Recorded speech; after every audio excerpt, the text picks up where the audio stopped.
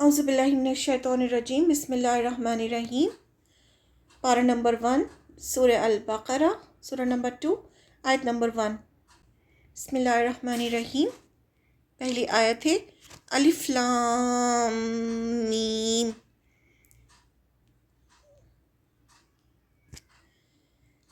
These letters are one of the miracles of the Quran, and none but Allah alone knows their meanings۔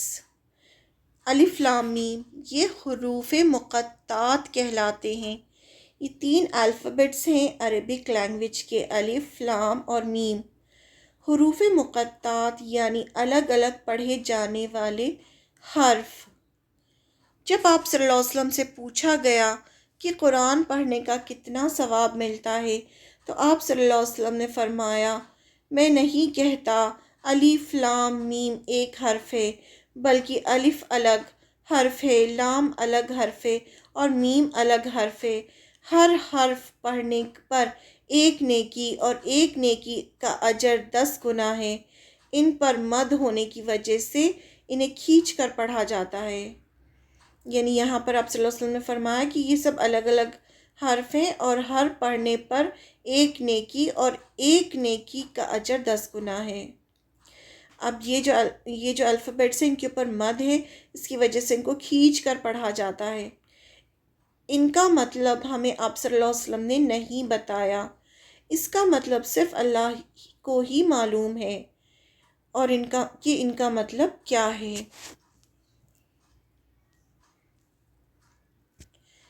آپ صلی اللہ علیہ وسلم پڑھے لکھے نہیں تھے۔ جو انسان پڑھا لکھا نہیں ہوتا وہ لینگویج کے الفابیٹس بھی نہیں جانتا۔ یہ الفابیٹس اتنا بڑا پروف ہے کہ یہ اس بات کا کہ یہ اللہ کے ورڈس ہیں، آپ صلی اللہ علیہ وسلم کے نہیں۔ اب یہ جو الف لام میم ہے اس کے بارے میں ہمیں زیادہ تفسیر نہیں ملتی کہ اس کا کیا مطلب ہے، لیکن کہا جاتا ہے کہ عربوں میں جب کسی کو اس طرح سے بلایا جاتا تھا کسی بات کہنے کے لیے تو اس طرح سے یوز کیے جاتے تھے الفابیٹس۔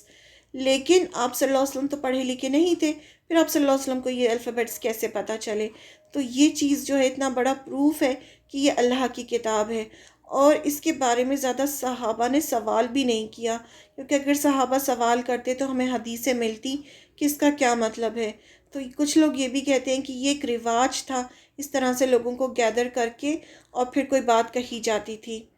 تو اس وجہ سے اس کی زیادہ حدیثیں نہیں ملتی، اور اس کا اصل مطلب کیا ہے یہ بھی ہمیں پتہ نہیں چلتا، اور آپ صلی اللہ علیہ وسلم نے اس کے بارے میں ہمیں بتایا بھی نہیں ہے۔ تو جو چیز کے بارے میں ہمیں نہیں بتایا اور نہیں پتہ چلتا اس کے بارے میں زیادہ ہمیں کھوج بھی نہیں کرنی چاہیے۔ جتنا ہمیں بتا دیا گیا بس ہمیں اتنا ہی لینا چاہیے۔ اب اس میں کہ کچھ لوگ کہتے ہیں کہ یہ جو ہے یہ پروف کرتا ہے کہ یہ اللہ کی کتاب ہے، کیونکہ کچھ لوگ کہتے ہیں نا کہ یہ آپ صلی اللہ علیہ وسلم کے ورڈس ہیں، آپ صلی اللہ علیہ وسلم نے خود سے بنایا ہے۔ تو اس چیز کے بہت سارے پروف ہیں قرآن مجید میں کہ آپ صلی اللہ علیہ وسلم کے ورڈس نہیں ہیں۔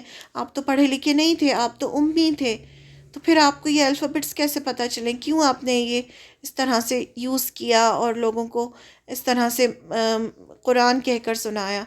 تو یہ سب شو کرتا ہے کہ یہ اللہ کی کتاب ہے، اور آپ صلی اللہ علیہ وسلم کے ذریعے ہمیں بتائی گئی۔ اللہ تعالیٰ نے جبریل علیہ السلام کے ذریعے آپ صلی اللہ علیہ وسلم کو بتایا، وحی کے ذریعے، اور پھر آپ نے ہمیں بتایا۔